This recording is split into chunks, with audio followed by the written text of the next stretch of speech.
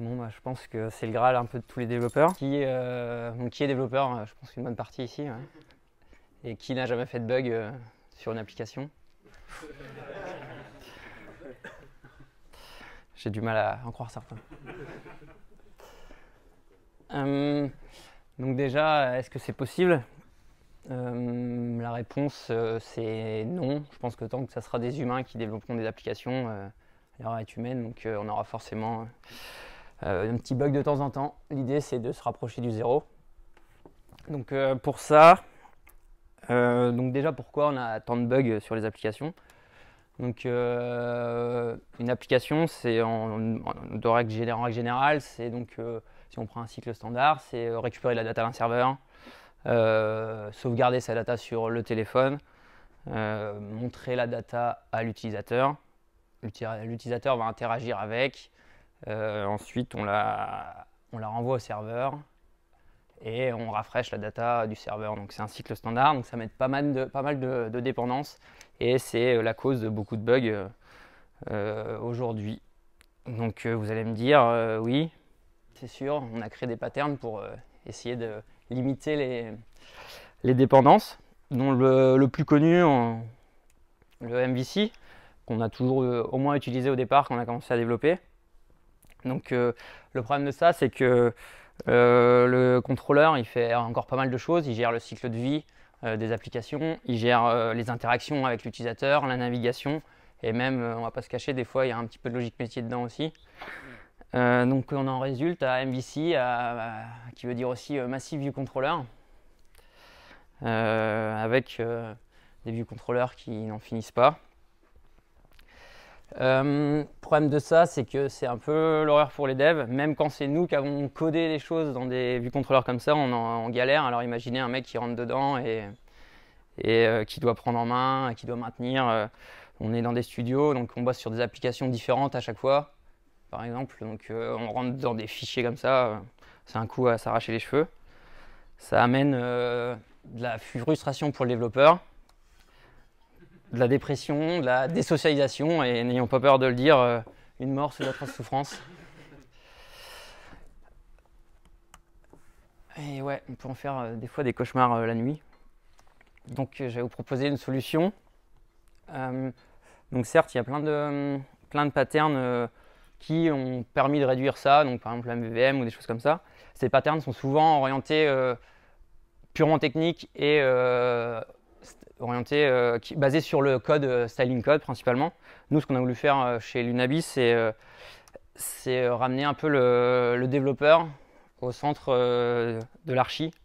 Donc que lui, il kiffe vraiment à développer tous les jours. Donc pour ça, les enjeux, c'était de faire une archi qui est facile à prendre en main, qui s'adapte à toutes les tailles de projet. Et une personne, en gros, l'idéal, c'est qu'une personne qui ne connaît pas du tout l'application peut prendre un ticket un jour en disant bah voilà, je fais ça, et qu'il soit aussi rapide que quelqu'un qui bosse dessus depuis quelques mois. Donc on a voulu aussi faciliter le travail en équipe. On est toujours plusieurs à travailler sur un projet, et qui n'a jamais passé des heures à avoir des conflits dans un merging, passer du temps à merger une pull request à cause de conflits d'un collègue à côté. Et souvent, ça peut entraîner des régressions et donc des bugs, etc. Donc l'archi que je vous propose, c'est une architecture modulaire en utilisant les coordinateurs. Donc modulaire, pourquoi? Donc l'idée, c'est de splitter chaque logique métier bien séparée. Et coordinateur, l'idée, c'est de séparer dans les view controllers la UI de la navigation. Donc on va rentrer tranquillement dedans petit à petit. Si on repart sur l'idée de départ de notre view controller qui faisait un peu tout, l'idée c'est pas d'avoir du nouveau code ou pas d'avoir d'autres choses, c'est juste de splitter de manière différente les choses. Donc avec un coordinateur, donc garder notre view controller qui fasse la UI et les interactions. Utiliser les coordinateurs pour justement gérer la navigation dans l'application. Et avoir le data source qui lui va gérer la donnée et les logiques métiers derrière sur ces données. Donc comment ça se retrouve sur un projet d'application? Si on reprend un peu, donc on est toujours connecté à un serveur. Donc on aura notre module serveur dans l'application qui sera complètement indépendant, qui parlera qu'avec son serveur et l'application. Et pareil pour le modèle data source qui lui pourra par exemple avoir un persistant de données, ce qu'on parlait tout à l'heure, la base de données, ou pourra utiliser des données moquées ou des choses comme ça. Donc la première question, c'est comment on les fait communiquer l'un envers l'autre. Donc via des interfaces. Et on a utilisé comme méthode de communication de l'injection de dépendance grâce au protocole. On va voir des exemples ensuite de comment le mettre en place et comment c'est mis en place dans l'application. Donc pour ça, j'ai fait une petite application de test, toute bête, donc qui récupère une liste de profils, si elle veut, voilà. Et ensuite, qui permet de naviguer voir les détails de chaque user et voir mon profil également en modal. Donc on va commencer par le modèle. Avec cette archi, on va avoir 3 modèles différents implémentés dans l'application, au moins 3 modèles. Donc chaque module aura son modèle propre qui sera dépendant. Donc le modèle serveur, un REST modèle, le modèle de l'application, et le modèle de persistance de données, Realm par exemple, ou Core Data, des choses comme ça. Donc chaque module aura bien son modèle propre à lui. Et la règle qu'on s'est donnée, c'est que les modèles communiquent entre eux avec seulement l'app modèle. Donc c'est le seul langage international, le seul langage de communication d'un modèle vers l'autre. Donc en fait, pour communiquer avec, par exemple, le serveur, s'il veut communiquer avec l'app, il est obligé de transformer son modèle REST en modèle d'application. Comment on a fait ça? Donc via un protocole basé sur le Codable de Swift, qui permet à chaque classe ou structure, chaque modèle, de transformer son modèle en app modèle ou récupérer le modèle de l'app et le transformer en modèle pour son module à lui. Donc si on va voir un exemple de user, par exemple le user qu'on a vu tout à l'heure. Donc un user basique avec un first name et un last name. Donc ça c'est le modèle de l'application, modèle user. Donc lui il n'implémente pas le protocole, c'est le langage international. Derrière c'est par exemple le module serveur, c'est lui qui va devoir implémenter le protocole pour pouvoir discuter avec l'application. Donc le serveur, lui, dans ce cas-là, par exemple, il récupère juste de la donnée et il l'envoie à l'application. Il n'y a pas dans l'autre sens, donc il va implémenter juste le toAppModel, donc qui permet d'envoyer ces modèles qu'il reçoit à l'application. Et si on prend la partie persistance de données, donc ici c'est Realm. Lui, Realm, il reçoit de la data de l'app, donc qui est via le serveur, il la sauvegarde et il va aussi la renvoyer dans l'app pour l'afficher. Donc lui, il implémente les deux protocoles qu'on a vu tout à l'heure, les deux méthodes qu'on a vues tout à l'heure. Donc récupérer de la donnée de l'app, et la transformer dans son langage, et pour communiquer à l'app. Donc prendre ces données et la transformer au langage international pour communiquer avec le module, avec un autre module, donc le module de l'app dans ce cas-là. Donc voilà pour les modèles. Maintenant, on va prendre un autre exemple, c'est le module serveur qu'on a vu. Donc le serveur, lui, c'est pareil, il implémente un protocole. Donc dans notre cas, on avait par exemple getUser, getMyProfile et updateMyProfile. Donc on a 3 méthodes. Donc n'importe qui implémente ces 3 méthodes peut discuter avec notre application. L'application, on s'en fiche de ce qu'il y a côté serveur. Si on prend un exemple, donc on peut facilement faire un serveur fake, moquer un serveur. On a juste à faire une classe qui va implémenter ces trois méthodes. Et derrière, cette classe, elle peut communiquer avec notre application. Et donc l'application peut directement travailler sur la UI, sur les viewcontrollers, sur tout ce qu'on veut, sans qu'il y ait de serveur derrière, et on est complètement indépendant. Donc c'est un peu l'intérêt de l'archi, c'est que chaque module travaille de son côté sans être impacté ou sans impacter aussi d'autres modules à côté. Enfin, le troisième exemple, donc on a vu les modèles, on a vu le serveur et on va voir un peu le data source et le view controller.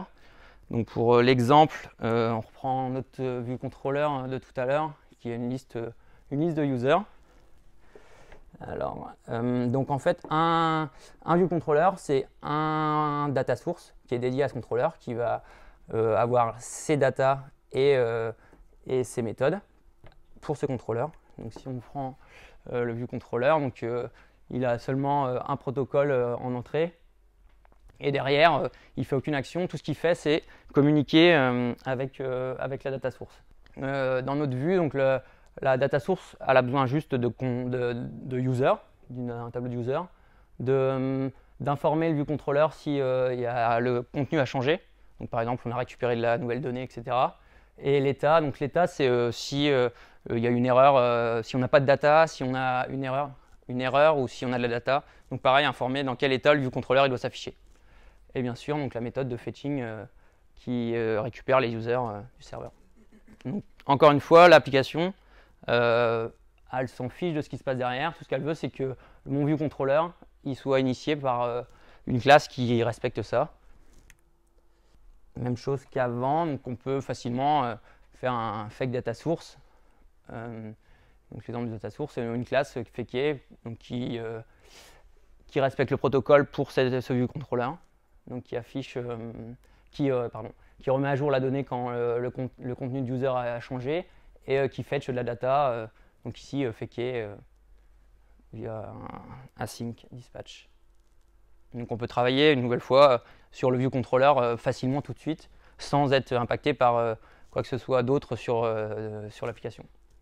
Cet avantage en fait de rendre le view controller complètement indépendant, c'est on peut par exemple facilement montrer au client une vue, etc. sans attendre auprès du back ou d'un web service qui n'existe pas ou qui n'est pas encore mis à jour en fonction de ce qu'on veut. Je ne sais pas si certains d'entre vous sont à la French Kit cette année. Il y avait Jérôme Alves qui a présenté un talk sur. Jérôme Alves, c'est le lead iOS chez Itch. Et il avait proposé une espèce de librairie qui permettait d'afficher tous nos contrôleurs dans un tableau, en gros en splittant toute la navigation, toute la logique métier. C'était juste pour une librairie de tous nos view controllers. Donc avec l'archi qu'on utilise nous, on a pu facilement l'intégrer vu que le view controller il est devenu complètement indépendant et on pouvait lui passer ce qu'on voulait comme data. Donc maintenant on implémente ça sur beaucoup de nos projets. C'est hyper pratique pour montrer rapidement, même pour nous en tant que dev, de ne pas aller faire tout le flow de navigation pour arriver à la vue et voir qu'on a oublié un label ou une connerie. Donc ça gagne pas mal de temps à la fois au dev et aussi pour montrer aux clients l'application rapidement. Et le dernier point, donc on va revenir sur les coordinateurs. Donc ce qu'on a dit, c'était splitter la UI de la navigation. Donc en fait ici, maintenant notre view controller, il doit plus savoir quand et comment il s'affiche, quand et comment il disparaît et quel est le prochain contrôleur qui va arriver. En gros, lui, il est bête, c'est un esclave. On lui file un data source, on lui dit affiche-toi, il s'affiche, on lui dit va-t'en, il s'en va. Donc si on regarde un peu l'architecture de ce côté-là, on a un coordinateur qui est initialisé au départ, au lancement de l'application, qui lui va initialiser et montrer le premier contrôleur. Et en gros, le contrôleur, la seule chose qui communique au coordinateur, c'est les interactions de navigation. Donc, on m'a demandé de me fermer, on m'a demandé d'afficher le contrôleur suivant, etc. Et après, c'est au coordinateur, lui, qui va gérer l'affichage, le dismiss des contrôleurs. Donc souvent, la règle qu'on s'est mis en... le contrôleur, il affiche il renvoie au coordinateur que les événements de navigation. La plupart du temps, donc, on a un flow. Donc la règle qu'on s'est mis chez nous, c'est un coordinateur, c'est un navigation controller. Donc il va gérer l'apparence et la dismiss de tous les contrôleurs. Donc le flow dans le navigation controller.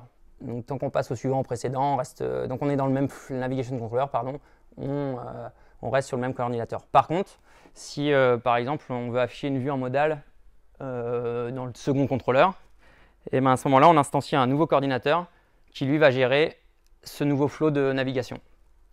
Donc comment ça se passe? Donc le second contrôleur a envoyé en premier en disant il m'a demandé d'afficher mon profil.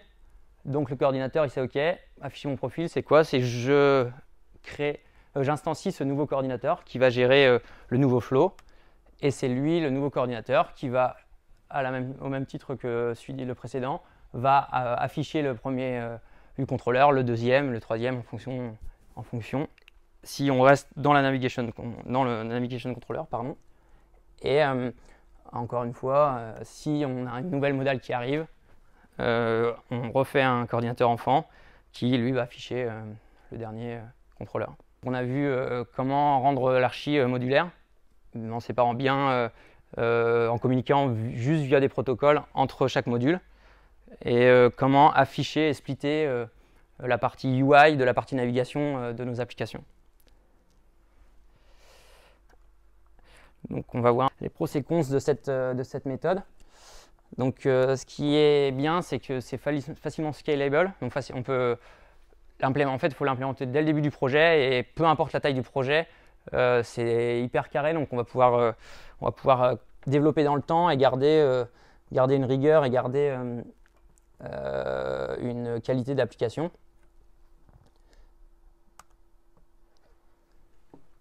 C'est facilement maintenable parce que tout est bien séparé. On a retiré pas mal de dépendances d'un fichier envers l'autre.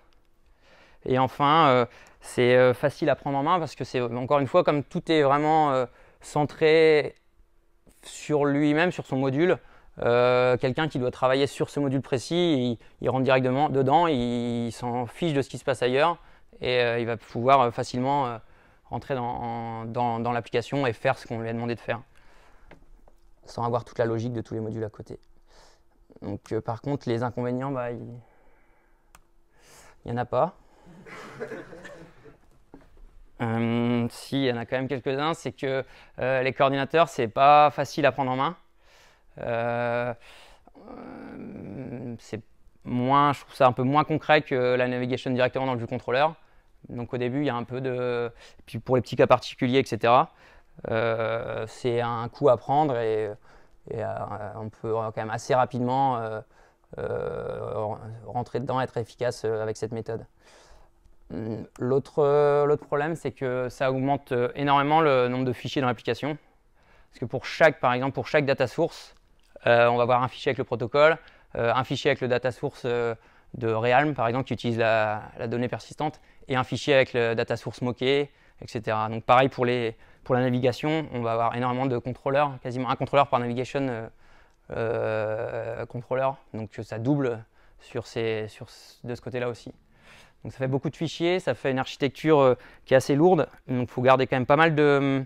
Donc c'est le dernier point, c'est qu'il faut être quand même, faut bien faire attention, être bien rigoureux sur la méthode pour que ça reste propre, clean, et qu'à chaque fois les choses soient bien au même endroit, quoi. Donc c'est un peu sur ce côté-là on a des petits problèmes, il faut juste être rigoureux et le garder dans le temps du développement. Voilà, merci de votre écoute, et si vous avez des questions, n'hésitez pas.